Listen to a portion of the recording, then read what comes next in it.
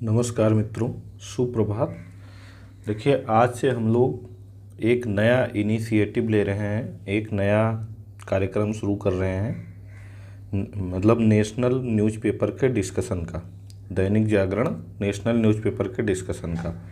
और न्यूज़पेपर का डिस्कशन हम लोग क्यों कर रहे हैं? न्यूज़पेपर का डिस्कशन इसलिए किया जा रहा है क्योंकि हमारा चाहे यूपी पीसीएस का एग्ज़ाम हो, यूपी पीसीएस का, या आरओ का एग्ज़ाम हो, आरओ का, या यूपी लोक सेवा आयोग का कोई अन्य एग्ज़ाम हो, उसमें जो करंट अफेयर्स का सेक्शन है उससे एक दो खबरें ऐसी पूछ ली जाती हैं जो सीधे सीधे न्यूज़पेपर से रिलेटेड होती हैं। तो जो न्यूज़पेपर लोग पढ़े रहते हैं वही इनको कर पाते हैं। तो हम लोग केवल वही मतलब उन्हीं खबरों का डिस्कशन करेंगे जो हमारे एग्ज़ाम के पॉइंट ऑफ व्यू से महत्वपूर्ण हो सकती हैं, एग्ज़ाम में पूछी जा सकती हैं। और विशेष करके प्री एग्ज़ाम, मेंस एग्ज़ाम के पॉइंट ऑफ व्यू से जो खबरें महत्वपूर्ण हैं, हो सकता है कि उनका डिस्कशन मैं अभी न करूं, बाद में करूं, क्योंकि अभी हमारा मुख्य फोकस जो है प्री एग्ज़ाम को लेकर के है, जिनमें आरओ का प्री जो है सबसे पहली प्राथमिकता है। ठीक है, तो पहले हम लोग इसी का डिस्कशन करेंगे अच्छे से, और फिर जहां बहुत आवश्यक होगा मेंस वाले मुद्दे पर भी डिस्कशन करना, उसको देख लिया जाएगा। तो समय ज़्यादा न लेते हुए शुरू करते हैं। देखिए, पहला हमारा पॉइंट दिया गया है कि भारत ने एशियाई खेलों में तोड़ा पदकों का रिकॉर्ड।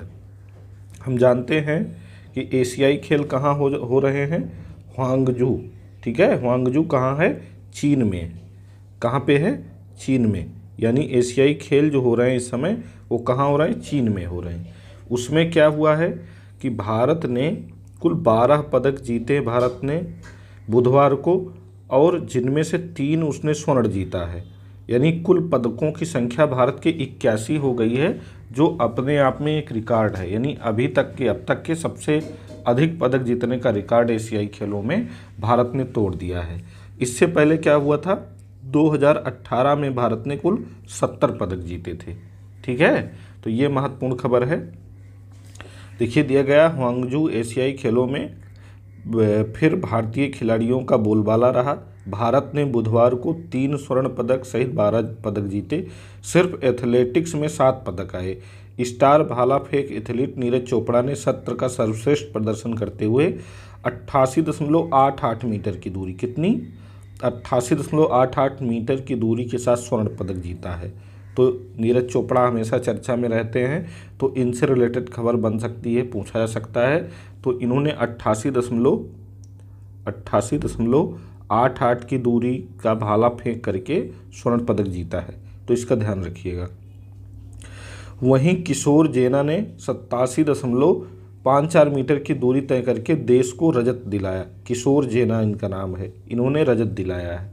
ठीक है, पुरुषों की 4 गुना 400 मीटर रिले स्पर्धा में अनस अहमद, अमोद जैकब, मोहम्मद अजमल और राजेश रमेश ने 3 घंटे 1 मिनट 58 सेकंड के साथ सोने के तमगे जीते। तीरंदाज ओजस देवताले और ज्योति सुरेखा ने कंपाउंड मिक्स डबल्स में सोना दिलाया। भारत के ह्वांगझू में 18 स्वर्ण समेत कुल कितने स्वर्ण भारत ने जीते हैं? 18। इसका ध्यान रखिएगा। 81 पदक हो गए हैं, जो एशियाई खेलों में उसका सर्वश्रेष्ठ प्रदर्शन है। इससे पहले 2018 जकार्ता खेलों में कितना जीता था भारत ने? 70 पदक जीता था। ठीक है, भारत के पैदल चाल खिलाड़ियों मंजू रानी और राम बाबू ने 35 किलोमीटर मिक्स्ड टीम स्पर्धा में कांसा जीता, जिससे भारत ने जकार्ता में मिले पदकों की बराबरी की। ठीक है, तो ये महत्वपूर्ण खबर। यहाँ यही केवल ध्यान देना है कि पिछले 2018 में जो एशियाई खेल हुए थे उसमें भारत ने कुल 70 पदक जीते थे, और अभी 2023 में जो ह्वांगझू में हो रहे हैं वहाँ भारत ने कुल 81 पदक जीते हैं। और 2018 में कहाँ हुआ था? इंडोनेशिया की राजधानी जकार्ता में। ठीक है, जकार्ता में। तो ये ध्यान रखिएगा। चलिए, यहीं बगल में ही अगली महत्वपूर्ण खबर हमारी है, खेल से रिलेटेड, खेल जगत से संबंधित है। दिया गया है कि दुनिया छाने को तैयार भारत।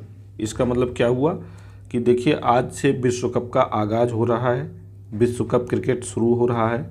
ठीक है, तो इसमें कुल कितने टीमें हिस्सा ले रही हैं, ये इम्पोर्टेंट है। कुल 10 टीमें हिस्सा ले रही हैं, ठीक है। 45 दिन तक ये खेल चलेगा, कुल 48 मैच होंगे, ठीक है। तो कुल कितने मैच खेले जाएंगे और कुल कितनी टीमें हिस्सा लेंगी, ये 2 खबर बहुत इंपॉर्टेंट है, इसका हमको ध्यान रखना है। आगे दिया गया 45 मैच 45 दिन 10 देश और 10 विश्व स्तरीय मैदानों में, यानी कुल 10 मैदानों में ये मैच खेले भी जाएंगे। अब तक का सबसे उत्कृष्ट वनडे विश्व कप खेला जाएगा। इसकी शुरुआत गुरुवार को नरेंद्र मोदी स्टेडियम में 2019 विश्व कप के 2 फाइनलिस्ट इंग्लैंड और न्यूजीलैंड के बीच होने वाले मैच से होगी, ठीक है। तो 2019 के फाइनल में इंग्लैंड और न्यूजीलैंड आमने सामने हुए थे। इसमें न्यूजीलैंड जो है उप विजेता रही थी, इंग्लैंड विजेता रहा था। तो इन्हीं दोनों के बीच आज पहला मैच खेला जाएगा। ये उतना इम्पोर्टेंट नहीं है। विश्व कप 2023 जो भारत में आयोजित हो रहा है उसमें कुल कितनी टीमें हिस्सा ले रही हैं ये इम्पोर्टेंट है, और कुल कितने मैच खेले जाएंगे ये इम्पोर्टेंट है, ठीक है। तो इसका ध्यान रखिएगा आप। और सभी टीमों के कैप्टन याद कर लीजिए, किसी भी एग्जाम में पूछा जा सकता है। क्योंकि भारत में विश्व कप हो रहा है तो थोड़ा सा इसकी नॉलेज रखिए, क्योंकि कभी कभी वनडे एग्जाम में पूछ लिया जाता है इंग्लैंड टीम के कप्तान कौन है, न्यूजीलैंड के कप्तान कौन है। हालांकि जो लोग क्रिकेट में इंटरेस्ट लेते होंगे उनको ये चीज़ें पता होंगी, ठीक है। चलिए आगे बढ़ते हैं। अगली खबर हमारी सिक्किम से एक दुखद खबर है। क्या खबर है कि सिक्किम में बादल फटा, जवानों समेत 81 लापता, 10 शव मिले। चीन सीमा से सटी लोहोनक झील उफनाई। लोहोनक झील, अब यहाँ आपके लिए होमवर्क है। मैं जो होमवर्क दिया करूँ वो आप किया करिए, इससे एग्ज़ाम में आपको बहुत लाभ होगा। तो यहाँ लोहोनक झील जो है ये आप मैप में देखिए और फिर कमेंट बॉक्स में लिखिए कि लोहोनक झील की एग्जैक्ट लोकेशन का क्या है, कहाँ है लोहोनक झील, ठीक है, क्योंकि ये चर्चा में है। तीस्ता नदी का जलस्तर 20 फीट तक बढ़ने से मची तबाही। तो ये तीस्ता नदी कहाँ है, तीस्ता नदी कहाँ है, कहाँ से निकलती है, कहाँ से, मतलब इसका नदी बेसिन का विस्तार कहाँ है, और फिर जाकर ये किस नदी में मिल जाती है या किसकी सहायक नदी है ये आप हमको बताएंगे। और तीस्ता जल विवाद किन किन राज्यों के बीच है ये भी आप हमको बताइएगा, ठीक है। तीस्ता जल विवाद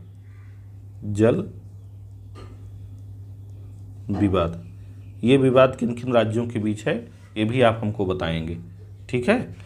चलिए अगला पॉइंट हमारा क्या है, देखिए अगला पॉइंट हमारा है इससे संबंधित कि उत्तरी सिक्किम के 4 जिलों में बाजार, पुल, बांध व सड़कें टूटी, लोग बहे। मतलब भयंकर तबाही आई है, लोग बह गए हैं। देखिए उत्तरी सिक्किम, एक मिनट, देखिए दिया गया है कि उत्तरी सिक्किम की ग्लेशियर झील साउथ लोहोनक के पास मंगलवार रात बादल फटने से तीस्ता नदी में उफान आने से अनेक लोग बह गए। देर शाम तक सूचना के अनुसार सेना के 22 जवानों समेत 81 लोग लापता हैं, जबकि 10 शव मिले हैं।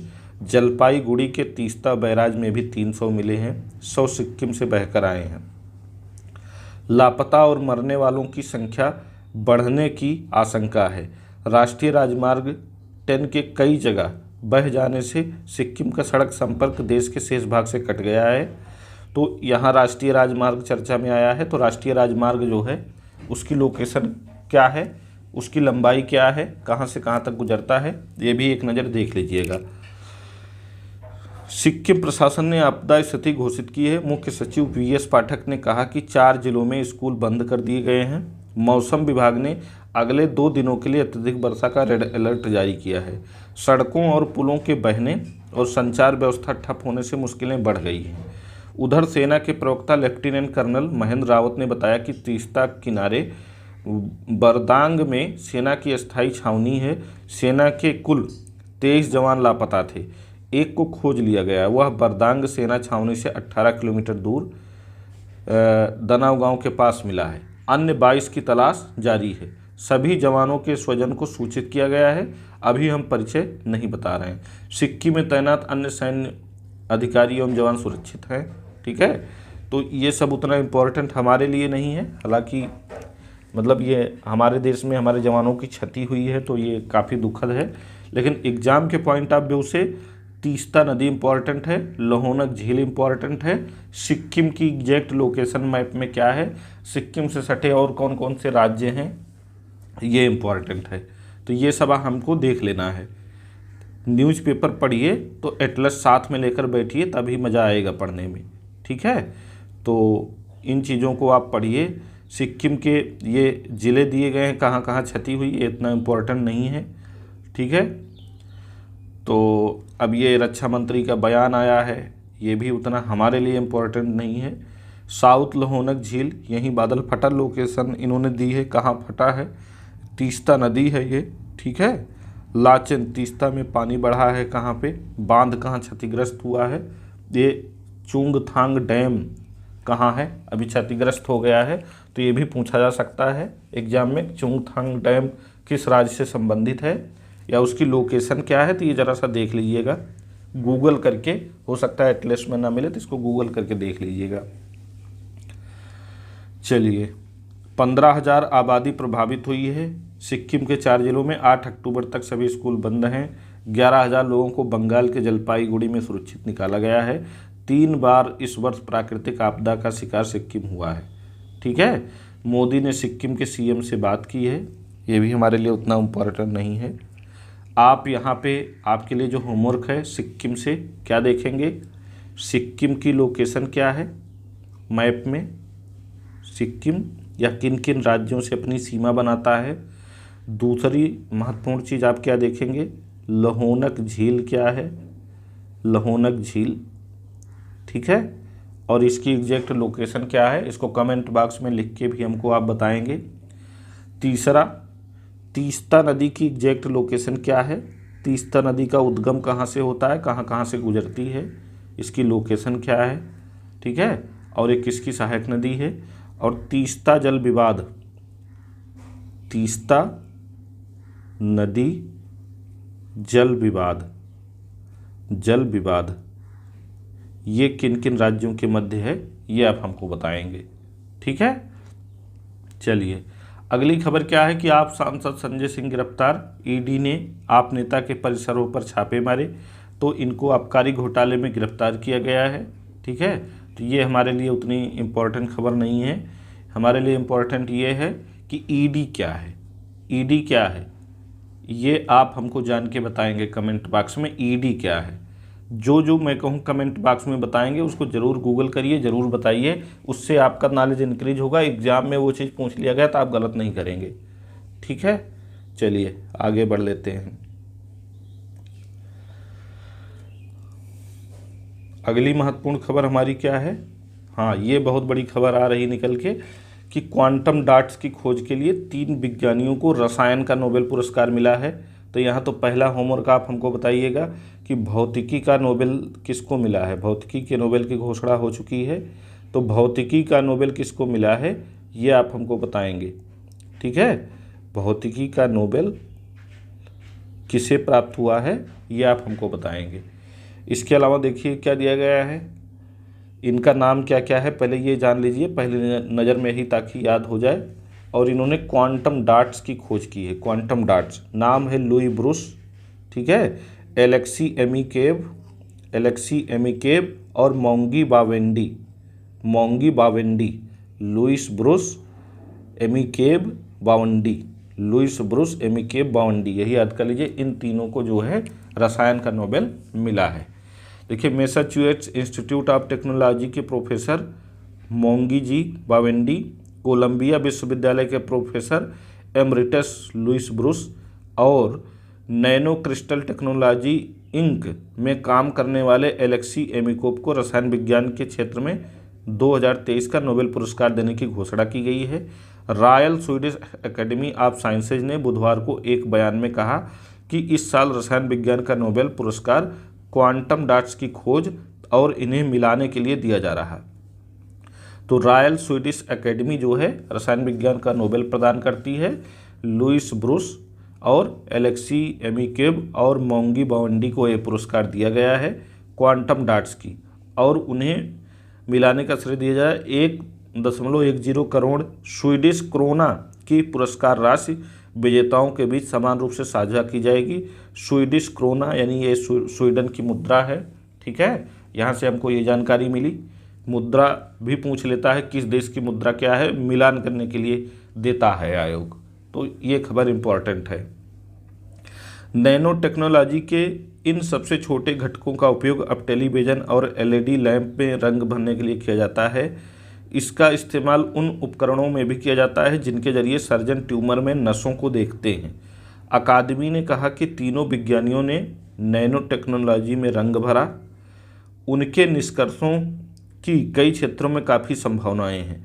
शोधकर्ताओं का मानना है कि भविष्य में छोटे सेंसर, पतले सोलर बैटरी और एन्क्रिप्टेड क्वांटम संचार में योगदान दे सकते हैं। एक संवाददाता सम्मेलन के दौरान यह पूछे जाने पर कि उन्हें पुरस्कार की खबर सुनकर कैसा लगा, बॉन्डी ने कहा बहुत आश्चर्यचकित।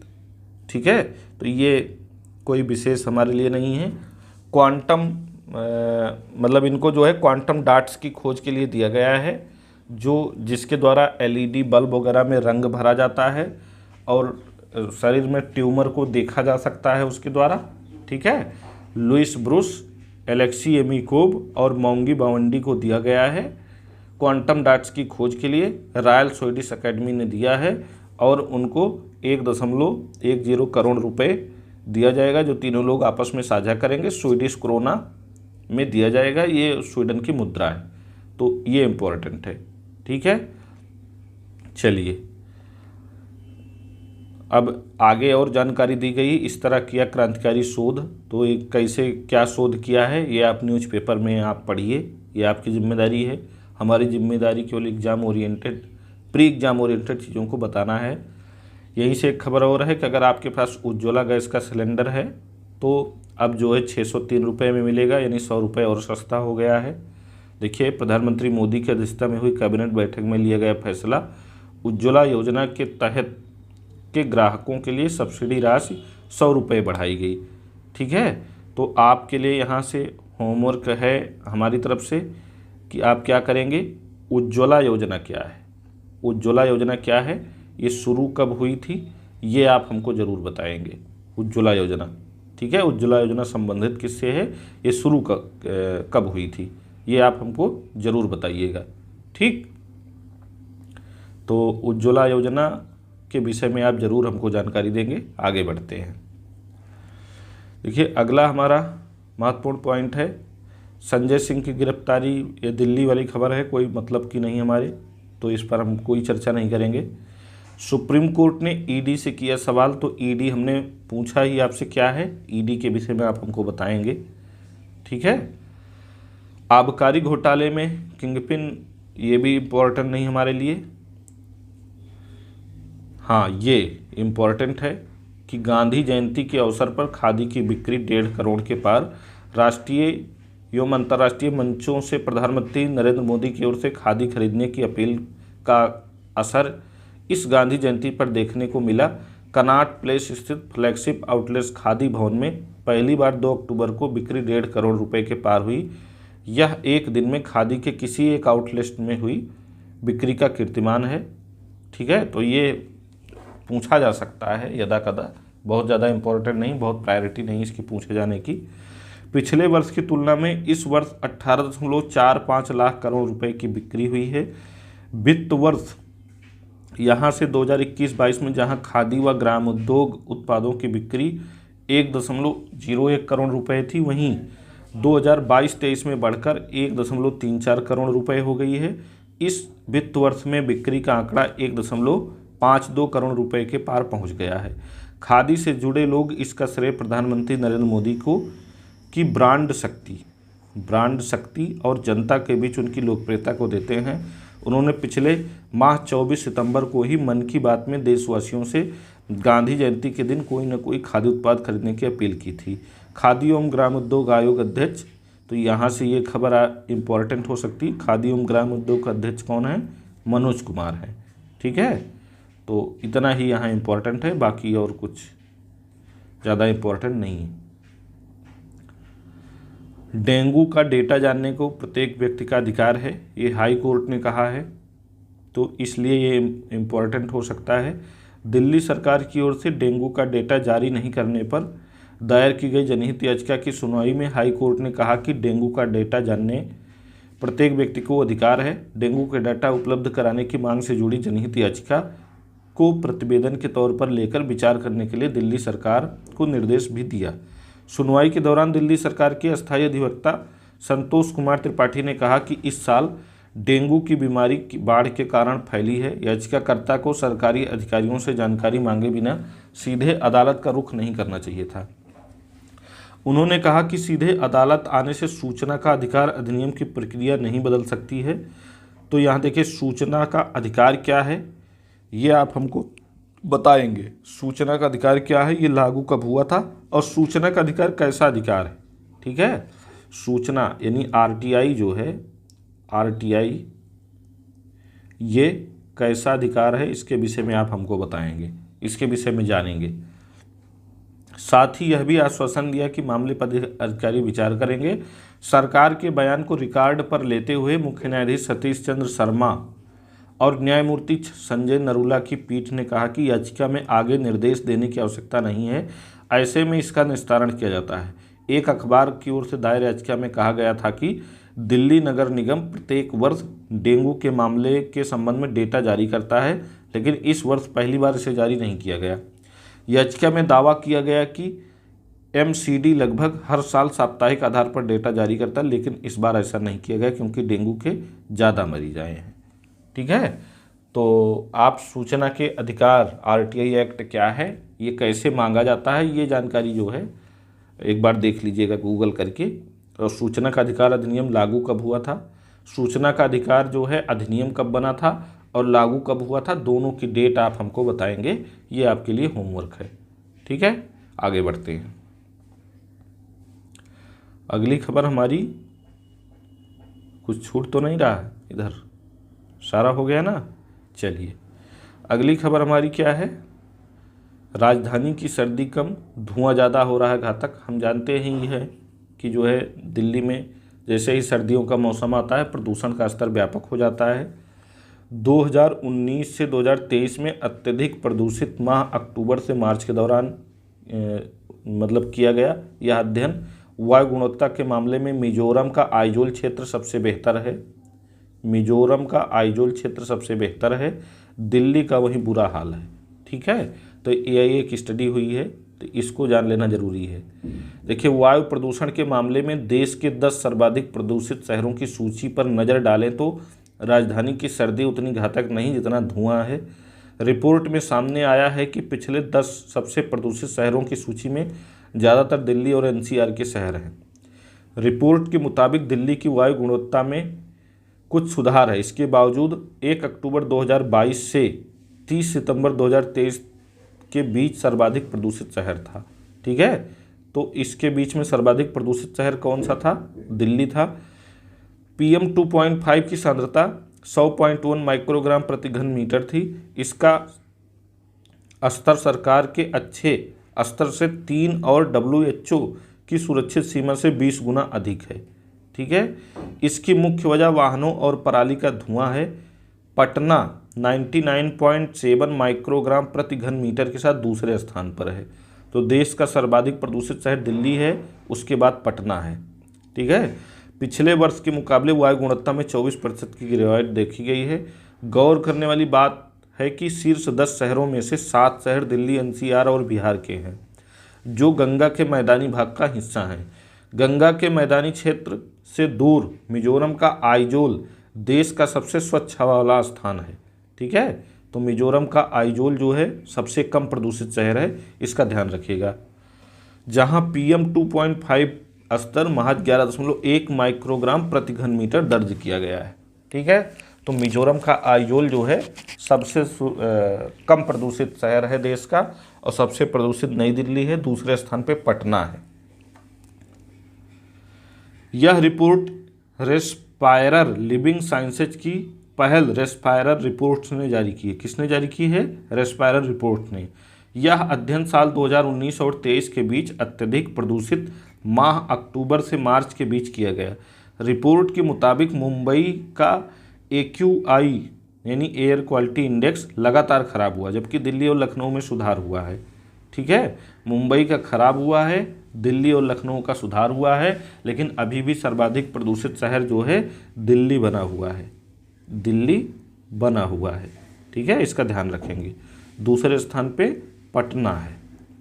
ठीक, जबकि दिल्ली और लखनऊ में सुधार हुआ है। भारत के सबसे प्रदूषित शहरों की सूची में दिल्ली शीर्ष पर है, उसके बाद पटना और मुजफ्फरपुर है। ठीक है, तो पहले स्थान पे दिल्ली, दूसरे पे पटना, तीसरे पे क्या है, मुजफ्फरपुर, मुजफ्फरपुर। ठीक है, ये है। अक्टूबर से दिसंबर 2022 के दौरान दिल्ली, फरीदाबाद, नोएडा, गाजियाबाद, मेरठ और मुजफ्फरपुर सहित 10 शहरों में 6 से PM 2.5 का स्तर कम हुआ है। जनवरी से मार्च 23 में शीर्ष 10 शहरों में से 7 PM 2.5 का स्तर बढ़ गया है, जो गत वर्ष की तुलना में वायु गुणवत्ता में गिरावट का संकेत है। इस अवधि के दौरान पटना, ग्वालियर और आसनसोल में प्रदूषण स्तर में वृद्धि देखी गई है। साल 2019 में राष्ट्रीय स्वच्छ वायु कार्यक्रम के लॉन्च के बाद से, तो यहाँ देखिए एक न्यूज ये भी मिली कि राष्ट्रीय स्वच्छ वायु कार्यक्रम लॉन्च कब हुआ था, तो 2019 में लॉन्च हुआ था। देखिए न्यूज़पेपर पढ़ने का यही फ़ायदा है कि आधे से ज़्यादा करंट आपके ऐसे ही मतलब तैयार हो जाते हैं। तो राष्ट्रीय स्वच्छ वायु कार्यक्रम लॉन्च कब हुआ था, तो लॉन्च हुआ था 2019 में। रिपोर्ट वायु प्रदूषण चुनौतियों का सामना करने वाली 6 प्रमुख राजधानियों के बीच मिश्रित परिणाम दिखाती है। लखनऊ में काफ़ी सुधार हुआ है, जबकि दिल्ली में लगातार वृद्धि हुई है। मुंबई, बेंगलुरु और कोलकाता में गत कुछ वर्षों में वायु गुणवत्ता में गिरावट देखी गई है। क्लाइमेट ट्रेंड्स की निदेशक आरती खोसला ने कहा कि विश्लेषण से पता चलता है कि पिछले कुछ वर्षों में गंगा के मैदानी शहरों की वायु गुणवत्ता में कुछ सुधार हुआ, लेकिन प्रदूषण भार को देखते हुए इन शहरों में सबसे अधिक PM स्तर मिला। रेस्पायरल लिविंग साइंसेज की संस्थापक और CEO रौनक सुतारिया बताते हैं कि दिल्ली की वायु गुणवत्ता में पिछले वर्ष की तुलना में वार्षिक 4% और अत्यधिक प्रदूषित माह अक्टूबर-दिसंबर के दौरान 10% का सुधार हुआ। फिर भी दिल्ली सबसे प्रदूषित शहरों की सूची में शीर्ष पर है। तो शीर्ष प्रदूषित शहर दिल्ली, पटना, मुजफ्फरपुर हैं। आप गूगल करिएगा कि उत्तर प्रदेश के कौन कौन से शहर देश के शीर्ष प्रदूषित शहरों की सूची में शामिल हैं, और राष्ट्रीय स्वच्छ वायु कार्यक्रम शुरू कब हुआ था। ठीक है, तो ये आप बताइएगा गूगल करके हमको। चलिए आगे बढ़ते हैं। ये खबर हमारे लिए उतनी इम्पोर्टेंट नहीं है एग्जाम के पॉइंट ऑफ व्यू से।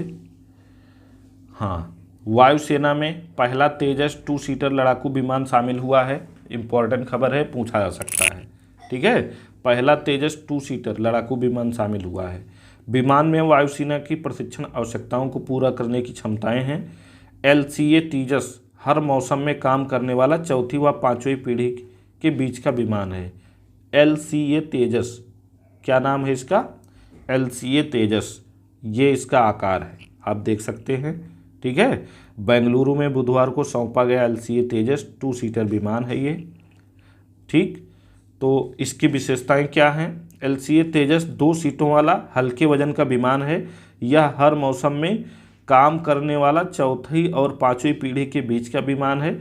यह तेजस मार्क 1 और मार्क 1A लड़ाकू विमान के साथ HAAL तेजस के 3 प्रोडक्ट मॉडलों में से एक है। विमान की लंबाई 13.2 मीटर, चौड़ाई 8.2 मीटर, ऊंचाई 4.4 मीटर है।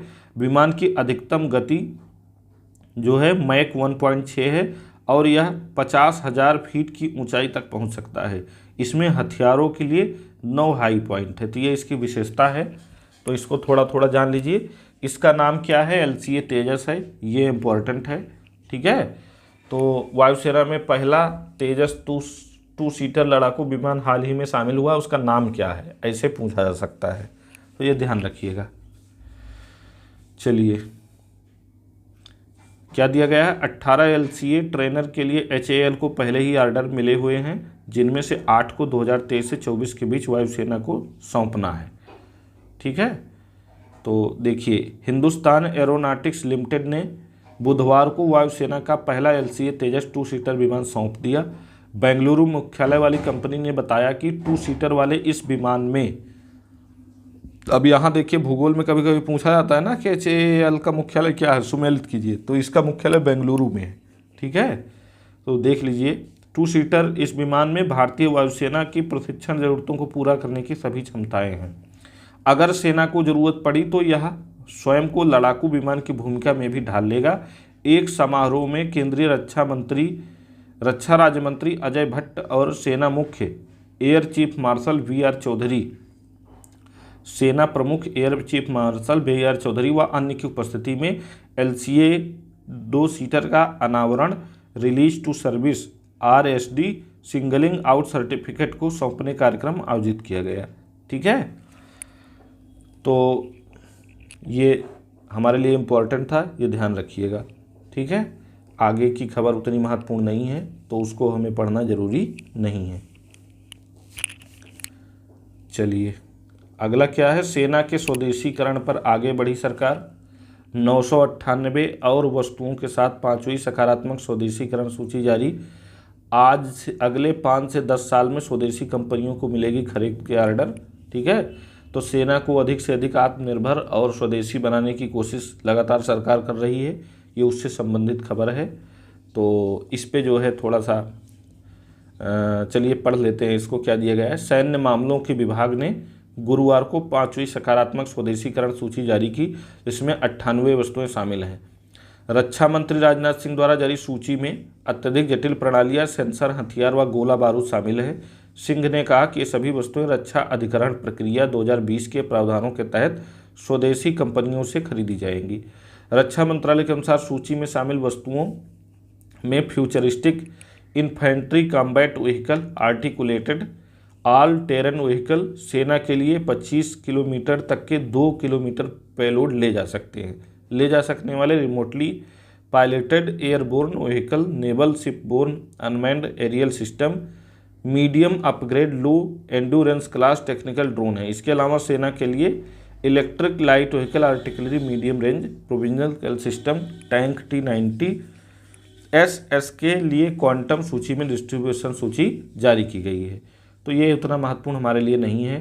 ठीक है, चलिए वोकल फॉर लोकल अभियान क्या है ये जान लीजिएगा। यहाँ से वोकल फॉर लोकल अभियान ये पढ़िएगा गूगल करके, थोड़ा सा इसके विषय में जानकारी जुटाइएगा। चलिए अगला क्या है, सांसदों और विधायकों के मुकदमे से संरक्षण पर होगा विचार। 7 जजों की पीठ ने रिश्वत लेकर सदन में वोट देने के मामले में शुरू की सुनवाई। तो ये उतना इम्पोर्टेंट हमारे लिए नहीं है, जब ये आएगी बड़ी खबर के रूप में तो पढ़ा जाएगा। ठीक है, तो चलिए लक्षद्वीप के राकपा सांसद फैजल की लोकसभा सदस्यता रद्द। तो किसी लोकसभा की, देखिए ये यहाँ से एक क्वेश्चन आपके लिए है, इसको आप बताइएगा हमको कि लोक सभा या राज्यसभा सदस्य की सदस्यता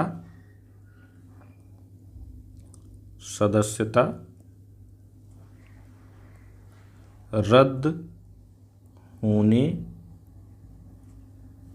के क्या क्या आधार हैं, क्या क्या आधार हैं। ठीक है, तो ये आप हमको बताएंगे। यहाँ से ये मेंस में क्वेश्चन भी आ सकता है और प्री के पॉइंट ऑफ व्यू से भी ये क्वेश्चन इंपॉर्टेंट है, ये पूछा जा सकता है। तो ये आप हमको बताएंगे। आगे बढ़ते हैं, ये खबर बहुत इंपॉर्टेंट है, या इस न्यूज़पेपर की सबसे बड़ी खबर मान लीजिए एग्जाम के पॉइंट ऑफ व्यू से, कि पीएम के ऐलान के 2 दिन बाद ही तेलंगाना में जनजातीय विश्वविद्यालय को मंजूरी मिल गई है। तो जनजातीय विश्वविद्यालय की स्थापना कहाँ की जा रही, तेलंगाना में की जा रही है। पहली इंपॉर्टेंट खबर यही है। राज्य में आदिवासी समुदाय के सामाजिक उत्थान में इससे मदद मिलेगी। जनजातीय देवियाँ समक्का व सरक्का के नाम पर होगी यह यूनिवर्सिटी। तो किनके नाम पे यूनिवर्सिटी हो रही है ये भी इम्पोर्टेंट है। ठीक है, चलिए देखते हैं क्या है। तेलंगाना में समक्का व सरक्का केंद्रीय जनजातीय विश्वविद्यालय की स्थापना के लिए केंद्रीय कैबिनेट ने सेंट्रल यूनिवर्सिटी एक्ट में संशोधन को मंजूरी प्रदान कर दी है। इसके साथ ही जनजातीय समुदाय को उच्च शिक्षा का ढांचा उपलब्ध कराने के लिए बड़ी पहल का रास्ता साफ हो गया है। तेलंगाना में इस साल विधानसभा चुनाव भी होने हैं, जिनकी घोषणा इस माह के किसी भी समय हो सकती है। रविवार को प्रधानमंत्री मोदी ने तेलंगाना दौरे के दौरान इस विश्वविद्यालय की स्थापना की घोषणा की थी। 2 दिन बाद ही कैबिनेट की यह मंजूरी उसी दिशा में उठाया गया कदम है। समक्का और सरक्का जनजातीय देवियां हैं, ठीक है, तो ये आर्ट एंड कल्चर से संबंधित क्वेश्चन भी है, जिनके नाम पर इस विद्यालय का नामकरण किया गया है। केंद्र सरकार ने कहा है कि नया विश्वविद्यालय राज्य में उच्च शिक्षा के स्तर व गुणवत्ता में सुधार करेगा। इसकी मदद से लोगों को आधुनिक ज्ञान के साथ साथ जीवन स्तर में बढ़ोतरी का मौका भी मिलेगा। सरकार इससे संबंधित विधेयक विश्वविद्यालय संशोधन बिल 2023 संसद में रखेगी। इसके जरिए 2009 के केंद्रीय विश्वविद्यालय अधिनियम में संशोधन किया जाएगा। कहाँ संशोधन किया जाएगा? 2009 के केंद्रीय विश्वविद्यालय संशोधन अधिनियम में। तो 2009 का केंद्रीय विश्वविद्यालय संशोधन अधिनियम क्या है, ये भी आपको जानना चाहिए, ठीक है। तो मुलुगु जिले में इस विश्वविद्यालय की स्थापना की जा रही है। इसके लिए 889 करोड़ रुपए का प्रावधान किया जाएगा। यह विश्वविद्यालय जनजातीय कला, संस्कृति, कौशल व परंपरागत ज्ञान पद्धति को बढ़ावा देने में मददगार साबित होगा, क्योंकि यह इसके लिए आधुनिक शिक्षा या शोध की सुविधाएं उपलब्ध कराएगा। सरकार का मानना है कि अपनी तरह का यह अनोखा विश्वविद्यालय क्षेत्रीय असमानता को दूर करने का सशक्त माध्यम होगा, ठीक है। तो देश के पहले जनजातीय विश्वविद्यालय की स्थापना कहाँ की जा रही है? तो तेलंगाना में की जा रही है। ये इंपॉर्टेंट खबर है। समक्का और सरक्का के नाम पर की जा रही। समक्का और सरक्का क्या हैं? जनजातीय देवियां हैं, ठीक है। तो समक्का और सरक्का के विषय में थोड़ा और जानकारी जुटाइएगा। चलिए आगे बढ़ते हैं। कृष्णा जल विवाद है। केंद्रीय कैबिनेट ने वर्षों से लंबित विवाद के हल के लिए ट्रिब्यूनल को मंजूरी दी है। ट्रिब्यूनल दोनों राज्यों के बीच नदी जल के बंटवारे की रूपरेखा तय करेगा, ठीक है। तो आंध्र प्रदेश और तेलंगाना के बीच है ये कृष्णा जल विवाद। और कृष्णा जल विवाद क्या है, इसका इतिहास क्या है, ठीक है, किन किन राज्यों के बीच है, इसको आप हमको बताएंगे कमेंट बॉक्स में लिख करके। कृष्णा नदी जो है मतलब कृष्णा नदी का विस्तार कहाँ से कहाँ तक, कृष्णा नदी निकलती कहाँ से है? कृष्णा नदी बेसिन, कृष्णा नदी बेसिन के विषय में आप हमें बताएंगे, ठीक है, कृष्णा नदी बेसिन के विषय में। चलिए आगे बढ़ते हैं। केसरिया वंदे भारत के पीछे कोई राजनीति नहीं, ये इतना इम्पोर्टेंट तो नहीं है, लेकिन एक बार देख लेते हैं। देखिए, रेल मंत्री अश्विनी वैष्णव ने इस बात से इनकार किया है कि केसरिया रंग की वंदे भारत ट्रेन शुरू करने के पीछे कोई राजनीति है। रंगों का चयन 100% वैज्ञानिक सोच से प्रेरित था। मंत्री ने यह टिप्पणी हाल ही में कुछ पत्रकारों के साथ बातचीत के दौरान की है। वैष्णव ने कहा कि मानव आँखों के लिए 2 रंग सबसे आसानी से दिखने वाले माने जाते हैं, पीला और केसरिया। यूरोप में लगभग 80% ट्रेन या तो केसरिया होती हैं या उनमें पीले और केसरिया का संयोजन होता है। उन्होंने कहा कि सिल्वर रंग जैसे और भी कई रंग हैं जो पीले और केसरिया जैसे चमकीले होते हैं, लेकिन अगर हम आँखों की दृश्यता की दृष्टि से बात करें तो केसरिया और पीले रंग सबसे अच्छे माने जाते हैं, ठीक है। केसरिया और पीले रंग, इन्हीं कारणों से विमानों व जहाज़ों में ब्लैक बॉक्स नारंगी रंग के होते हैं। बचाव नौकाएं जीवन रक्षक जैकेट भी नारंगी रंग की होती है। रेलवे ने 24 सितंबर को केरल के कासरगोड और तिरुवनंतपुरम के बीच पहली केसरिया ग्रे रंग की वंदे भारत ट्रेन शुरू की है, ठीक है। कासरगोड और तिरुवनंतपुरम के बीच पहली केसरिया ग्रे रंग की वंदे भारत ट्रेन शुरू की है। ये इतना इम्पोर्टेंट है, इसको देख लीजिएगा।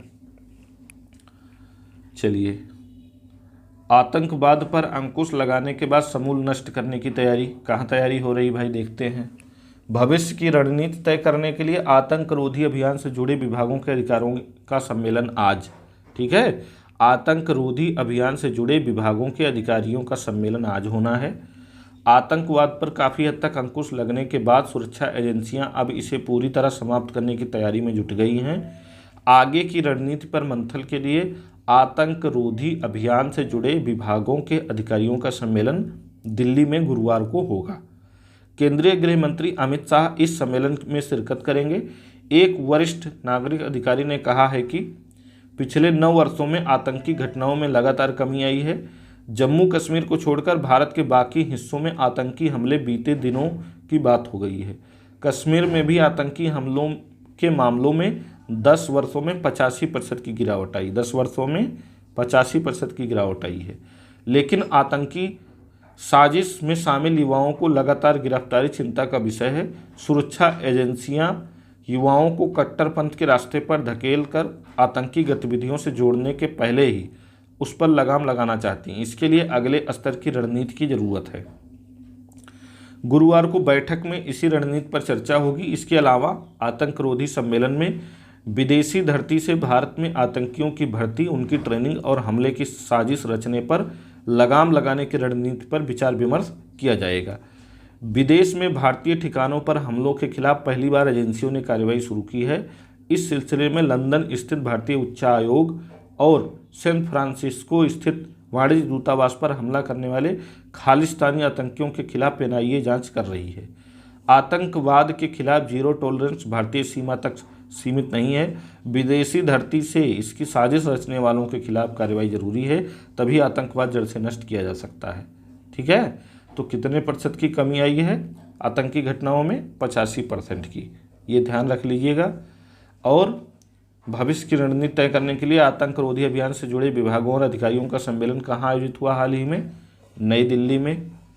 एनआईए क्या है?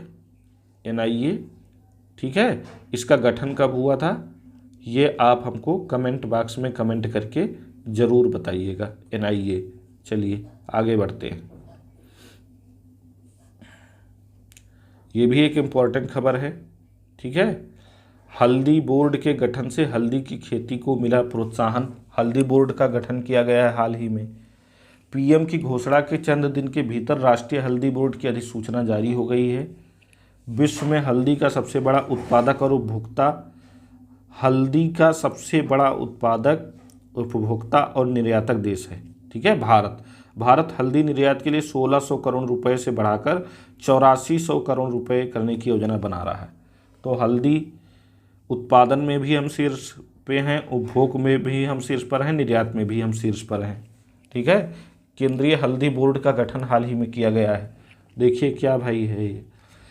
प्रधानमंत्री नरेंद्र मोदी ने की घोषणा के चंद रोज के भीतर ही केंद्र सरकार ने बुधवार को राष्ट्रीय हल्दी बोर्ड का गठन कर दिया है। बुधवार यानी कल कितनी तारीख थी? कल 4 अक्टूबर था। तो हल्दी बोर्ड का गठन कब हुआ है? 4 अक्टूबर 2023 को। ठीक है, 4 अक्टूबर 2023 को यह राष्ट्रीय हल्दी बोर्ड का गठन कर दिया गया। यह बोर्ड देश में हल्दी की खेती और उसके उत्पादों के विकास पर ध्यान देगा। जागरूकता लाने एवं खपत के साथ निर्यात बढ़ाने के लिए भी अंतर्राष्ट्रीय स्तर पर नए बाजार की तलाश करेगा। इससे छोटे एवं सीमांत किसानों के अर्थतंत्र में सुधार होगा। केंद्रीय मंत्री अनुराग ठाकुर ने केंद्रीय मंत्रिमंडल के फैसले के बारे में बताया कि सरकार ने हल्दी निर्यात को मौजूदा 1600 करोड़ रुपए से 8400 करोड़ रुपए यानी 1 बिलियन अमेरिकी डॉलर प्रतिवर्ष, कितना लक्ष्य है? 1 बिलियन अमेरिकी डॉलर प्रतिवर्ष 2030 तक करने की योजना बनाई है। ठीक है, तो 1 बिलियन अमेरिकी डॉलर जो है निर्यात का लक्ष्य बनाया गया है 2030 तक हल्दी बोर्ड के गठन के बाद।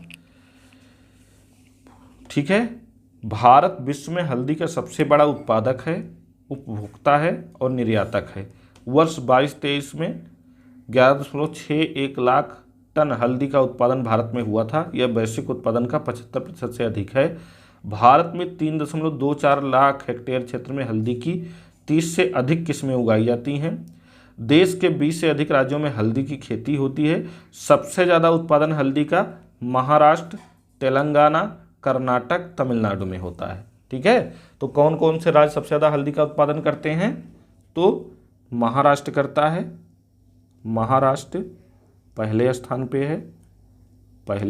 है। दूसरे स्थान पे क्या है? तेलंगाना है। तीसरे स्थान पे कौन है? कर्नाटक है। और चौथे स्थान पे कौन है? चौथे स्थान पे तमिलनाडु है। ठीक है, तमिलनाडु। तो कम से कम शीर्ष 3 राज्य आप जरूर याद कर लीजिएगा, महाराष्ट्र, तेलंगाना, कर्नाटक हल्दी उत्पादन में शीर्ष 3 है, क्योंकि अभी हल्दी बोर्ड का गठन हुआ है तो ये खबर महत्वपूर्ण हो जाती है। ठीक है, हल्दी के विश्व व्यापार में भारत की हिस्सेदारी 62% है। 2022-23 के दौरान 380 से अधिक निर्यातकों द्वारा 20.74 अरब डॉलर मूल्य के 1.5 लाख टन हल्दी और हल्दी उत्पादों का निर्यात किया गया। भारतीय हल्दी के लिए प्रमुख बाजार बांग्लादेश, संयुक्त अरब अमीरात, अमेरिका और मलेशिया हैं। केंद्र सरकार का मानना है कि स्वास्थ्य के लिए लिहाज से हल्दी के प्रति अभिरुचि दुनिया भर के देशों में बढ़ रही है। ऐसे में बोर्ड के माध्यम से हल्दी के लिए नए उत्पादों में अनुसंधान, विकास एवं वृद्धि को बढ़ावा दिया जाएगा। मूल्यवर्धित हल्दी उत्पादों के लिए पारंपरिक ज्ञान को भी विकसित किया जाएगा। साथ ही किसानों को मसाला बोर्ड और अन्य सरकारी एजेंसियों के साथ अधिक समन्वय की सुविधा उपलब्ध कराया जाएगा।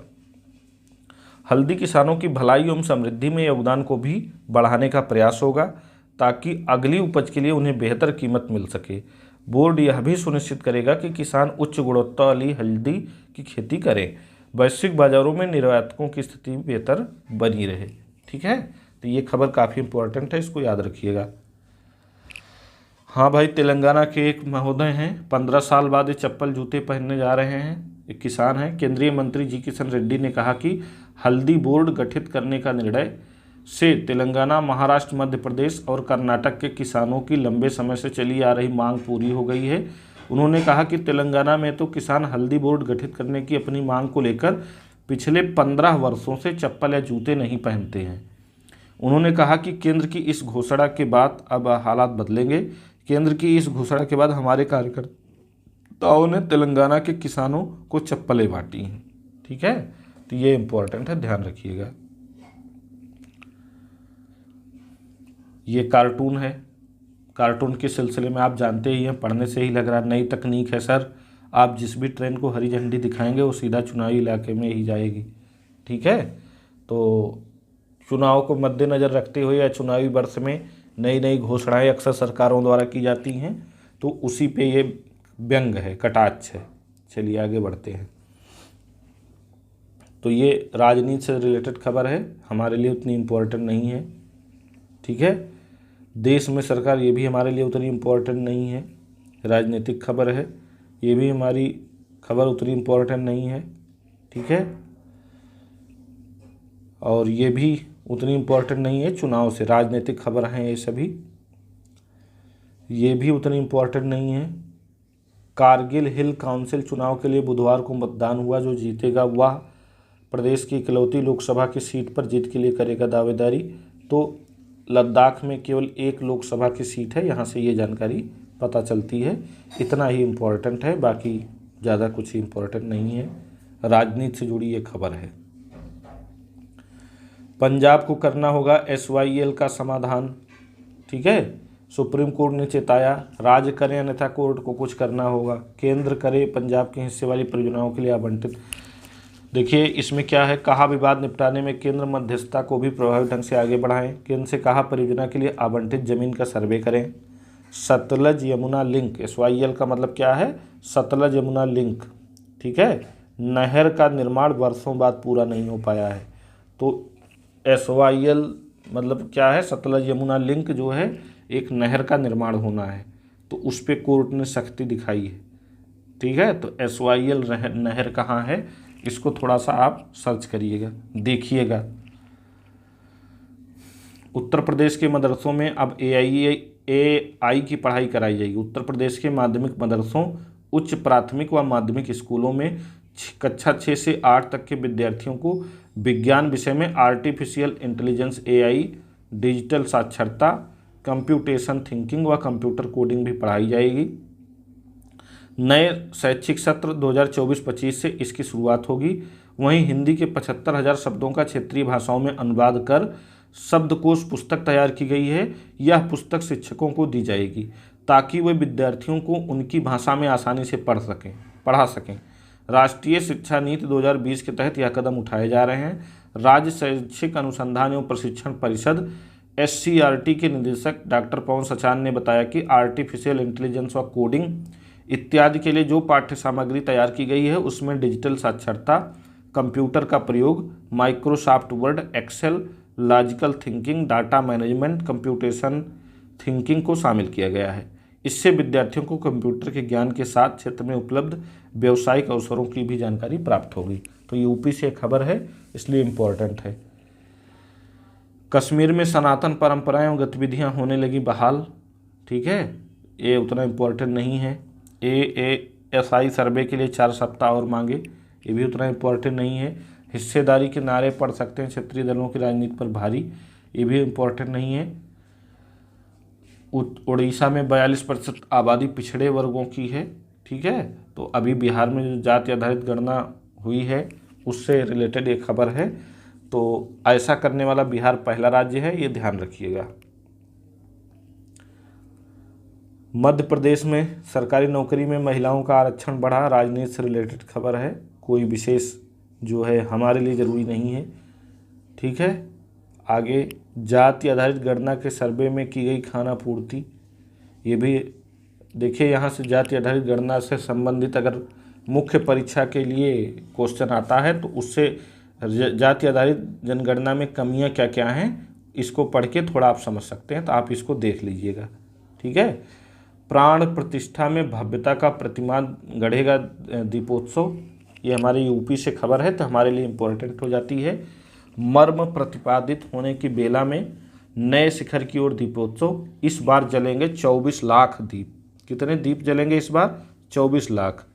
राष्ट्रपति द्रौपदी मुर्मू को भी आमंत्रण दिया गया इस दीपोत्सव में। ठीक है, तो ये जो है इम्पोर्टेंट है, कितने दीप जलाए जाएंगे इस बार? 24 लाख। अयोध्या में श्री राम मंदिर में रामलला की मूर्ति प्राण प्रतिष्ठित होने की बेला में दीपोत्सव भव्यता का नया प्रतिमान गढ़ेगा। श्री राम व उनकी संस्कृति को वैश्विक स्तर पर प्रतिष्ठित करने की जिस भावना से 7 वर्ष पूर्व दीपोत्सव की अवधारणा सामने आई, उसका मर्म आज राम मंदिर के रूप में प्रतिपादित हो रहा है। इसके चलते रामलला के प्राण प्रतिष्ठा महोत्सव का आरंभ दीपोत्सव जोड़ करके देखा जा रहा है। प्राण प्रतिष्ठा की तैयारियों में लगे श्री राम जन्मभूमि तीर्थ क्षेत्र ट्रस्ट एवं दीपोत्सव के कार्यक्रमों में अंतिम रूप देने में लगे प्रशासन की ओर से यह स्पष्ट किया जा चुका है कि प्राण प्रतिष्ठा का आरंभ दीपोत्सव से हो जाएगा। प्राण प्रतिष्ठा का अनुष्ठान तो 15 से 24 जनवरी तक प्रस्तावित है, किंतु भव्यता की दृष्टि से प्राण प्रतिष्ठा महोत्सव का शिखर दीपोत्सव से ही प्रशस्त होने लगेगा। भव्यता का यह समीकरण सत्ता के 2 शीर्ष पदों पर बैठे लोगों से भी परिभाषित हो रहा है। 22 जनवरी को रामलला की प्राण प्रतिष्ठा के अवसर पर जहां प्रधानमंत्री नरेंद्र मोदी का आगमन तय माना जा रहा है, 22 जनवरी को प्राण प्रतिष्ठा होनी है रामलला की। ठीक है, वहीं राष्ट्रपति द्रौपदी मुर्मू को दीपोत्सव का आमंत्रण भेजा जा चुका है। 7 वर्षों में यह पहली बार होगा जब दीपोत्सव में राष्ट्रपति की भागीदारी होगी, तो ये इम्पोर्टेंट है, याद रखिएगा। दीपोत्सव की भव्यता देश की प्रथम नागरिक की उपस्थिति के साथ रिकॉर्ड 24 लाख दीपों के रोशन होगी। वैसे तो दीपोत्सव के प्रथम संस्करण में ही 1,87,000 दीप जलाए गए और दूसरे से लेकर छठे संस्करण तक प्रत्येक बार सर्वाधिक दीप जलाए जाने के लिए अयोध्या के दीपोत्सव का नाम Guinness book of world record में दर्ज होता गया। इस बार संख्या 24 लाख दीप तक पहुंचने को है और इतनी बड़ी संख्या में दीप जलाए जाने के लक्ष्य के साथ रामनगरी का दीपोत्सव के माध्यम से 6वीं बार गिनीज बुक में नाम दर्ज होना तय माना जा रहा है। तो कुल दीप कितने जलाएंगे? 24 लाख इस बार दीपोत्सव पे। ठीक है, तो ये इम्पोर्टेंट है। विश्व भर के श्रद्धालु मंगा सकेंगे रामलला का प्रसाद। उत्तर प्रदेश पर्यटन विभाग की अयोध्या संरक्षण एवं विकास समिति कराएगी ऐप का निर्माण करेंगे। ठीक है, ऐप के माध्यम से दुनिया भर के श्रद्धालु अब घर बैठे रामलला का प्रसाद मंगा सकेंगे। दीपोत्सव एवं अन्य अवसरों पर उपयोग आने वाली वस्तुओं को भी धरोहर के रूप में मंगाया जा सकेगा। अभी डाक विभाग हनुमानगढ़ी का प्रसाद मंगाने की सुविधा उपलब्ध करा रहा है। उप डाकपाल अयोध्या धाम ने नाम 251 अथवा 501 रुपये का मनी ऑर्डर भेजकर हनुमानगढ़ी का प्रसाद घर बैठे मंगाया जा सकता है। लेकिन जल्दी ही लोगों को हनुमानगढ़ी के साथ साथ राम जन्मभूमि, कनक भवन, दशरथ महल आदि मंदिरों का प्रसाद की सुविधा मिलेगी। श्रद्धालुओं को अयोध्या की खास वस्तुएं भी मंगाने की सुविधा मिलेगी। इसके लिए ऐप का निर्माण होगा जिस पर प्रसाद आदि बुक कराने की सुविधा उपलब्ध होगी। उत्तर प्रदेश पर्यटन विभाग की अयोध्या संरक्षण एवं विकास समिति ने मोबाइल ऐप के निर्माण के लिए टेंडर भी निर्गत किया है। इस ऐप के माध्यम से श्रद्धालु दीपोत्सव जैसे आयोजन में वर्चुअली प्रतिभाग भी कर सकेंगे। ऐप के साथ ही समिति की वेबसाइट भी विकसित की जाएगी। श्रद्धालुओं की मांग के अनुरूप अन्य मंदिरों के प्रसाद को भी मंगाने की सुविधा उपलब्ध कराई जाएगी। समिति जिस ऐप का निर्माण करा रही है उस पर प्रसाद के साथ साथ अयोध्या की विशेष वस्तुएं भी मंगाने की सुविधा उपलब्ध होगी। मसलन राम दरबार, राम मंदिर की अनुकृति आदि भी मंगाए जा सकेंगे। ठीक है, तो ये खबर थोड़ा ज़रूरी है जानना, इसलिए आपसे मैंने बता दिया। चलिए, ये न्यूज क्लिक के संपादक प्रवीर पुरकायस 7 दिन की पुलिस रिमांड पर। ठीक है, न्यूज क्लिक का मामला क्या है ये जो है एक दिन में आपसे हम डिस्कस कर लेंगे। थोड़ा इसको पढ़ लीजिएगा क्या है, वैसे हमारे लिए बहुत इम्पोर्टेंट नहीं है।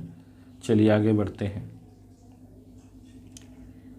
कुलगाम में सुरक्षा बलों ने मारे 2 आतंकी। तो ये तो जम्मू कश्मीर से रिलेटेड खबर है, एग्जाम के पॉइंट ऑफ व्यू से उतनी महत्वपूर्ण नहीं है।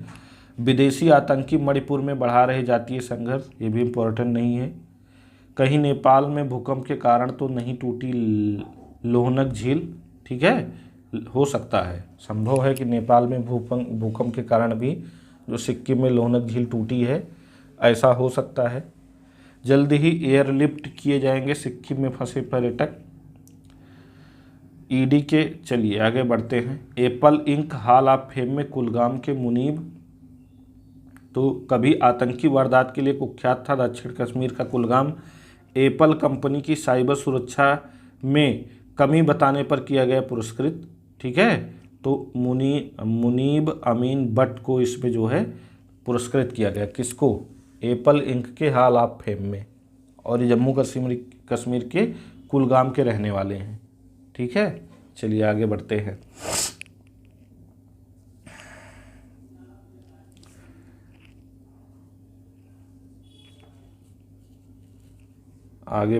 आगे क्या खबर हमारी इम्पोर्टेंट है। सरकारी योजनाओं और G20 के मंच से मधुबनी पेंटिंग का बढ़ रहा बाजार। मधुबनी पेंटिंग हमारे एग्जाम के पॉइंट ऑफ व्यू से बहुत इम्पोर्टेंट है। ठीक है, इसके विषय में थोड़ा पढ़ लेते हैं क्या दिया गया है। G20 के वैश्विक मंच पर उपस्थिति देश दुनिया में प्रदर्शनी और नए संसद भवन के गलियारे की शोभा बनने के साथ सरकारी आयोजनों से मधुबनी पेंटिंग के आर्थिक फलक को विस्तार मिल रहा है। प्रधानमंत्री नरेंद्र मोदी को मिले उपहारों की बिक्री कार्यक्रम में भी मधुबनी पेंटिंग के उत्पादों की बड़ी संख्या देखी जा रही है। सरकार के प्रयासों और कलाकारों के नवाचारों से बिहार के मिथिलांचल की यह सांस्कृतिक विरासत रोजगार देने के साथ आर्थिक बहाली बदल रही है। ठीक है, तो मधुबनी पेंटिंग कैसे बदल रही है। गाँव में 15 से 80 वर्ष तक के कलाकार घर बैठे पेंटिंग बनाकर रोजगार कर रहे हैं। ठीक है, मधुबनी जिला इसमें सबसे आगे है। यहाँ कई गाँवों में घर घर इसके कलाकार हैं, वो महीनों में 10-15 हज़ार कमा रहे हैं। 5 वर्षों में कारोबार 2 गुना हो गया है। ठीक है, तो मधुबनी पेंटिंग क्या है, मधुबनी पेंटिंग की विशेषता क्या है, ये आप हमको बताएंगे। G20 सम्मेलन के दौरान भारत मंडपम में सजी मधुबनी पेंटिंग का ये दृश्य है। ठीक है, देश विदेश सरकारी योजनाओं और प्रदर्शनी कलाकारों को भेजने की व्यवस्था की जाती है। इससे उनकी आय बढ़ी है। G20 वैश्विक मंचों पर उपस्थिति से लाभ मिल रहे हैं। G20 सम्मेलन में PM और नरेंद्र मोदी को चंद्रयान 3 की थीम मधुबनी पेंटिंग दिखाती कलाकार शांति देवी। ठीक है, मधुबनी पेंटिंग की थीम मोदी जी को दिखा रही हैं। चंद्रयान 3 की थीम थी ये मधुबनी पेंटिंग, यहाँ से एक जानकारी ये मिली, तो ध्यान रखिएगा इसको। चलिए आगे बढ़ते हैं। ये देखिए एडिटोरियल है, खेल शक्ति बनता देश। एडिटोरियल जो अभी भारत ने जो है रिकॉर्ड पदक जीते हैं उस पर है। ठीक है, वैश्विक पटल पर छाप छोड़ता भारत। तो भारत की उपलब्धियां वैश्विक पटल पर क्या हैं? आपकी एस्से राइटिंग में काफ़ी हेल्पफुल हो सकता है। लेकिन आज हम इस पर डिस्कशन नहीं करेंगे, क्योंकि अभी हम जो है एग्ज़ाम ओरिएंटेड प्री के लिए डिस्कशन कर रहे हैं और टाइम बहुत लंबा खिंच रहा है। ठीक है, तो राजनीति के केंद्र में आया आरक्षण, ये भी पढ़ लीजिएगा एडिटोरियल। ये सभी केवल नेशनल न्यूज़पेपर में ही नहीं, आपके यहाँ जो स्थानीय न्यूज़पेपर आया होगा एडिटोरियल उसमें भी रहता है, एडिटोरियल सब में सेम रहता है। ऊर्जा कर्म में आनंद, ये भी आपको पढ़ना चाहिए, इसको पढ़िएगा। दूर हो अंगदान के प्रति उदासीनता, अंगदान से जुड़ी क्या क्या समस्याएं हैं, क्यों लोग उदासीन हैं, ये लिखा गया है, इसको आप पढ़ लीजिएगा। जातिगत गणना के पीछे राजनीति, ये उतना इम्पोर्टेंट हमारे लिए नहीं है। एमपी के मन में मोदी का गहराता चुनावी रंग, ये भी इम्पोर्टेंट नहीं है। हाँ, ये एक खबर बहुत इम्पोर्टेंट हो जाती है, भविष्य का हरित ईंधन, प्रदूषण रहित स्वच्छ ऊर्जा आज की आवश्यकता है। ऐसे में हाइड्रोजन ईंधन का विकास और उपयोग महत्वपूर्ण साबित हो सकता है, जिसे प्रायोगिक तौर पर शुरू किया गया है। ठीक है, तो इसको देखिए क्या शुरू किया गया भाई। पिछले दिनों इंडियन ऑयल कॉरपोरेशन ने देश की पहली हरित हाइड्रोजन संचालित बस को सड़क पर उतारा। ठीक है, किसने उतारा है? इंडियन ऑयल कॉरपोरेशन ने। ठीक है, Indian oil corporation, Indian oil corporation,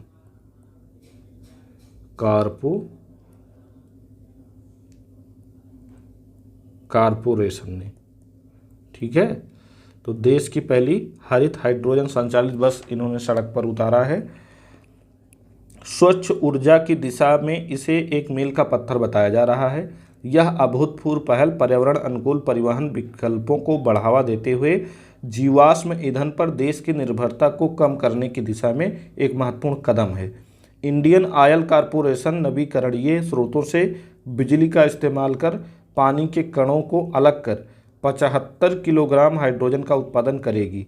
इस हाइड्रोजन का प्रायोगिक तौर पर राष्ट्रीय राजधानी दिल्ली में चलने वाली 2 बसों के में इस्तेमाल किया जा रहा है। पेट्रोलियम एवं प्राकृतिक गैस मंत्री हरदीप सिंह पुरी ने इन हाइड्रोजन चालित इन बसों को हरी झंडी दिखाकर रवाना किया। साथ ही उन्होंने कहा कि हाइड्रोजन भारत में जीवाश्म ईंधन की खपत को रोकने में एक परिवर्तनकारी ईंधन की भूमिका निभाएगा।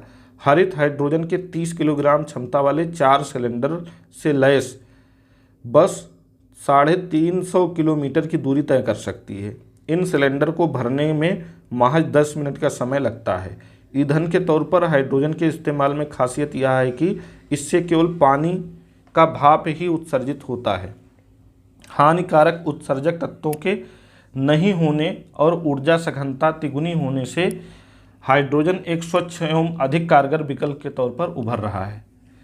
पारंपरिक जीवाश्म ईंधन की तुलना में कई फायदों के साथ हरित हाइड्रोजन पर्यावरण अनुकूल ऊर्जा स्रोत के रूप में प्रमुखता प्राप्त कर रहा है। वजह यह है कि ये जलाए जाने पर हाइड्रोजन उप उत्पाद के रूप में केवल जल वाष्प उत्सर्जित करता है। ठीक है, इससे और कोई उत्सर्जक नहीं निकलता है, जिससे यह एक स्वच्छ और पर्यावरण अनुकूल विकल्प बन जाता है।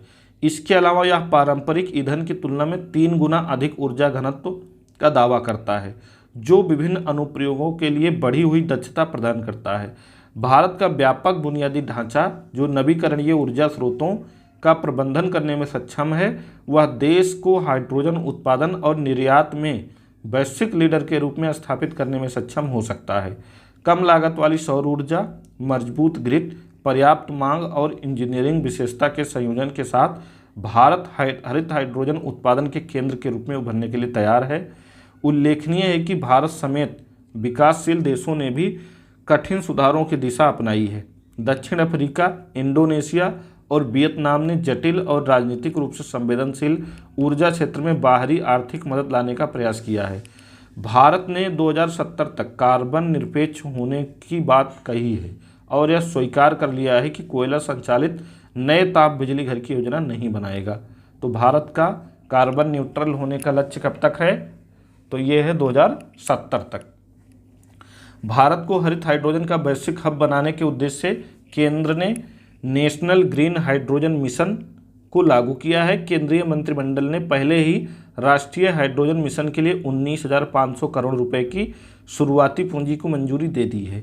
इस मिशन का उद्देश्य देश में हरित हाइड्रोजन का उत्पादन बढ़ाना और हरित हाइड्रोजन बनाने में उपयोग होने वाले प्रमुख घटकों के निर्माण को बढ़ावा देना है। इस योजना का प्रारंभिक लक्ष्य सालाना 50 लाख टन हरित हाइड्रोजन तैयार करना। कितना? 50 लाख टन। ठीक है, ध्यान रखिएगा। इस मिशन का, इस योजना राष्ट्रीय ग्रीन हाइड्रोजन मिशन का लक्ष्य क्या है? सालाना 50 लाख टन हरित हाइड्रोजन तैयार करना। पिछले साल फरवरी में ऊर्जा मंत्रालय ने हरित हाइड्रोजन नीति को अधिसूचित किया, जिसके तहत 2030 तक 50 लाख टन हरित हाइड्रोजन का उत्पादन करना है। इस तरह भारत इस मिशन के जरिए न केवल अपनी ज़रूरत की स्वच्छ ऊर्जा पैदा कर सकता है, बल्कि दूसरे देशों को भी उपलब्ध करा सकता है। जिस तरह सौर ऊर्जा मिशन के लिए विश्व के तमाम देशों ने भारत से हाथ मिलाया, उसी तरह हरित हाइड्रोजन उत्पादन में भी निवेश की अपेक्षा स्वाभाविक की जाती है। देश में हरित स्रोतों से प्राप्त हाइड्रोजन के उपयोग को बढ़ावा दिया जा रहा है। हाइड्रोजन ईंधन अधिक कुशल और लागत प्रभावी है। बड़े पैमाने पर इसके आयात की भी आवश्यकता नहीं है। कचरे और बायोमास के जरिए बायोमीथेन बनाने का प्रयास किया जा रहा है। लगभग 95% बायोमीथेन को सीएनजी के रूप में ही माना जाता है। यह परिवहन के साधनों के लिए भी उपयुक्त है। ऐसे में पेट्रोलियम उत्पादों पर निर्भरता को कम करने के लिए ग्रीन हाइड्रोजन के क्षेत्र में साथ मिलकर नवाचार को बढ़ावा देने की संभावनाओं का पता लगाना जरूरी हो गया। तो इंडियन ऑयल कॉरपोरेशन ने पहली ग्रीन हाइड्रोजन बस को चलाया है। राष्ट्रीय ग्रीन हाइड्रोजन मिशन क्या है? हमारा 2070 तक कार्बन न्यूट्रल होने का लक्ष्य है। सालाना 50 लाख टन हरित हाइड्रोजन तैयार करना हमारा लक्ष्य है। 2030 तक 50 लाख टन हरित हाइड्रोजन उत्पादन करना है हमें। ठीक है, 50 लाख टन ग्रीन हाइड्रोजन। ठीक है, तो ये इम्पॉर्टेंट हो जाता है, इसको ध्यान रखिएगा। चलिए आगे बढ़ते हैं। मन की बात से योजनाओं को आप प्रोत्साहन। एसबीआई रिपोर्ट में कहा पीएम के बाद योजनाओं का बढ़ जाता है गूगल सर्च। ये एसबीआई ने कहा है। ठीक है, सुकन्या समृद्धि के तहत अब तक खोले जा चुके हैं 3.6 करोड़ खाते। खादी का जिक्र करने के बाद 5 साल में 2 गुनी हो गई बिक्री। मुद्रा लोन गूगल सर्च में सबसे अधिक प्रचलित हुआ। ठीक है, तो ये मन की बात का प्रभाव है। तो एग्ज़ाम के पॉइंट ऑफ व्यू से इम्पोर्टेंट है, इसको पढ़ लीजिएगा। समय ज़्यादा हो रहा है, इसको हम कल के डेट में डिस्कस कर लेंगे। ठीक है, चलिए आगे बढ़ते हैं। अगला क्या है? अगला है राष्ट्रीय फलक पे, ज़्यादा महत्वपूर्ण खबर नहीं है।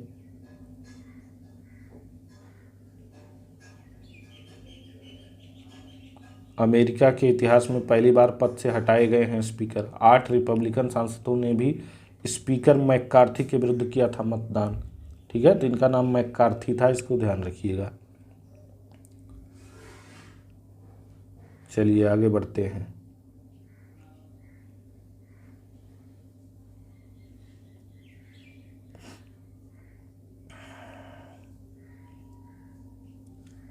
पीला सागर में चीन की परमाणु पनडुब्बी डूबी, 55 लोगों की मौत। तो यहाँ से आप ये लोकेशन ढूंढिएगा, पीला सागर है कहाँ। ठीक है, पीला सागर है कहाँ। देखिए न्यूज़पेपर में एग्ज़ाम के कीवर्ड हमको ढूंढना है, हमको सभी खबरों को नहीं पढ़ना है, एग्ज़ाम के कीवर्ड ढूंढना है। ठीक है, कि कहाँ से हमारे एग्ज़ाम में प्रश्न पूछे जा सकते हैं। ये वर्ल्ड कप है, तो ये वर्ल्ड कप कहाँ के क्या कप्तान है? देखिए दक्षिण अफ्रीका के कप्तान है टिम्बा बाउमा, पाकिस्तान के कप्तान है बाबर आजम, जोश बटलर इंग्लैंड के कप्तान हैं, दसुन सनाका श्रीलंका के कप्तान हैं। ठीक है, बांग्लादेश के हैं साकिब अल हसन, भारत के हैं रोहित शर्मा, ऑस्ट्रेलिया के हैं पैट कमिंस, और इसके क्या बोलते हैं अफ़गानिस्तान के हैं असमतुल्ला शहीदी, और केन विलियमसन कहाँ के हैं? क्या बोलते हैं न्यूजीलैंड के हैं। और ये जो है संभवतः नीदरलैंड के कप्तान हैं स्कॉट एडवर्ड्स। ठीक है, तो इतनी टीमें हैं, तो इसका ध्यान रखिएगा। कुल 10 टीमें हैं। चलिए आगे बढ़ते हैं। एशियाई खेल के विषय में जानकारी दी गई है। एशियाई खेल पहले पेज पे ही था तो पढ़ लिया गया। 2030 फीफा विश्व कप 6 देशों में खेला जाएगा। ठीक है, 2030 का फीफा विश्व कप मोरक्को, स्पेन, पुर्तगाल को 2030 फीफा विश्व कप की मेजबानी सौंपी गई है, जबकि उरुग्वे, अर्जेंटीना और पराग्वे टूर्नामेंट में उद्घाटन मैच की मेजबानी करेंगे। टूर्नामेंट के 100 वर्ष पूरे होने के उपलक्ष्य में फुटबॉल की शीर्ष संस्था फीफा ने बुधवार को इसकी घोषणा की है। फीफा ने बताया कि मोरक्को, पुर्तगाल और स्पेन के टूर्नामेंटों की संयुक्त मेजबानी के लिए एकमात्र दावेदारी पेश की थी। फीफा अगले वर्ष मेजबान की घोषणा करने वाला था। फीफा के इस निर्णय के कारण पहली बार विश्व कप की मेजबानी का अधिकार 3 महाद्वीपों के 6 देशों को सौंपा गया है। इसका अर्थ है कि ग्रुप चरण के मैच गोलार्ध के अनुसार विभिन्न मौसम में होंगे। ठीक है, तो ये ऐसा पहली बार हो रहा है, इसलिए इम्पोर्टेंट है। चलिए, तो इतना महत्वपूर्ण था ऑनलाइन ठगी से कैसे हम लोग बचें। साइबर सुरक्षा जागरूकता माह, अक्टूबर को साइबर सुरक्षा जागरूकता माह के रूप में मनाया जाता है। ठीक है, तो इस विषय में ये जानकारी दी गई है, इसका ध्यान रखिएगा।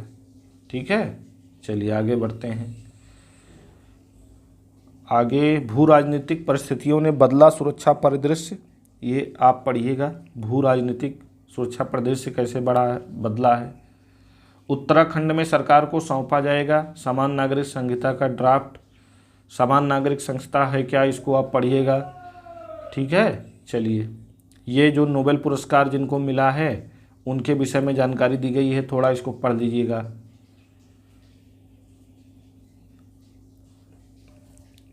अब ठीक है, आगे की खबरें उतनी महत्वपूर्ण हमारे लिए नहीं हैं, तो इस तरीके से आज हमने पूरा दैनिक जागरण का राष्ट्रीय संस्करण का डिस्कशन किया। आज पहला दिन था। ठीक है, नई शुरुआत थी, इसलिए थोड़ा अधिक समय लग गया। आज 1 घंटे से अधिक समय लग गया है, लेकिन कल उम्मीद है कि आप ज़्यादा से ज़्यादा 40-45 मिनट में हमारा डिस्कशन पूरा हो जाएगा। तो अगर आपको हमारा ये इनिशिएटिव पसंद आया, दैनिक जागरण राष्ट्रीय संस्करण के डिस्कशन का, तो आप हमें लाइक, शेयर, कमेंट करके ज़रूर बताइएगा। मिलते हैं फिर अगली क्लास में, तब तक के लिए धन्यवाद।